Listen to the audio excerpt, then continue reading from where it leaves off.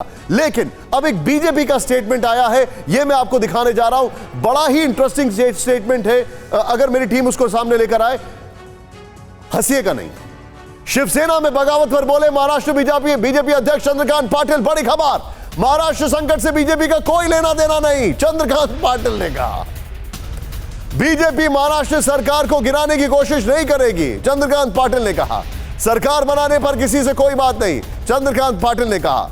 अब मैं महाराष्ट्र के एक सीनियर जर्नलिस्ट है हमारे साथ, कुलकर्णी साहब, उनके पास जाऊंगा। कुलकर्णी साहब, आप इसके स्टेटमेंट के बाद हंस रहे हैं या आप बोल रहे हैं कि क्या मैं क्या आप, what is your reaction on this sir? Chandrakant Patil ji का ये जो बयान है कि इससे कोई संबंध नहीं है, ये तो बिल्कुल ऐसे ही हुआ जैसे सब कुछ हो गया। संबंध है, बच्चा भी पैदा हो रहा है और मैंने इस लड़की को छुआ तक नहीं वाली बात ये चंद्रकांत पाटिल कह रहे हैं, तो इस पर स्वाभाविक है, हम सकते हैं। संजय राउत का भी जो बयान है बिल्कुल उकसाने वाला है।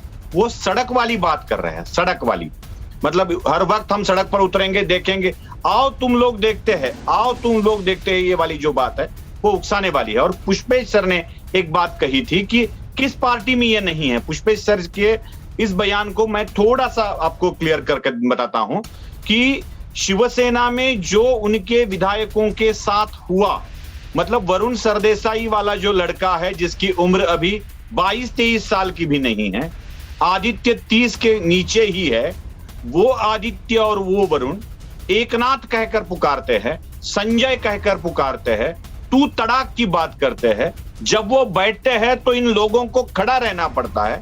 वास्तविकता यह है कि वरुण और आदित्य के उम्र से भी ज्यादा बड़ी उम्र की लड़के इनके खुद के हैं। इन बड़े आदमियों को तू तड़ाक की भाषा का इस्तेमाल कर खड़े करना, ये इन लोगों के लिए बहुत ही आहत करने वाला हो गया है। बात सिर्फ पैसे की, बात सिर्फ योजनाओं की, फंड की नहीं है।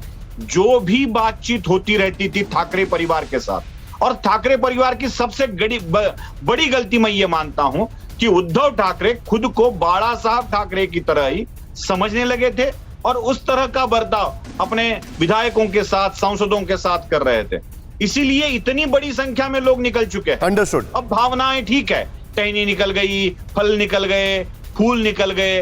अरे भाई, टहनी फल फूल नहीं निकले हैं, नीचे घुस के जड़ों को हटाया गया है। और ये हटाने वाला बोल रहा है, अभी जो आपने बयान सुना, कि हमने कुछ किया ही नहीं, हट गया है, आपको पता भी नहीं चला है, बस ऊपर टहनी फल फूल दिख रहे हैं आपको, लेकिन जड़ें शिवसेना की अब हट चुकी है।